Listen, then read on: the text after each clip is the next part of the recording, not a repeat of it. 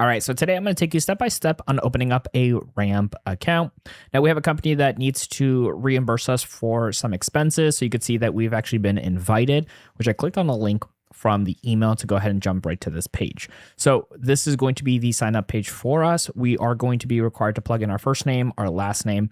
Now, our email is already pre-filled in based off of this company that's reimbursing us. Now, a password will also, of course, be required here, and there are going to be some stipulations. So make sure we fill all of that out. Now we're going to go ahead and plug all these pieces of information in for us and then click on create account, and I'll show you any remaining steps that are required. All right, so the next thing that comes up here for us, because we are currently on Chrome, is asking if we want to go ahead and do a Chrome extension. You can go ahead and do that, but we're not going to do that for our example here today. We're going to click on set up later and go to the next set of questions.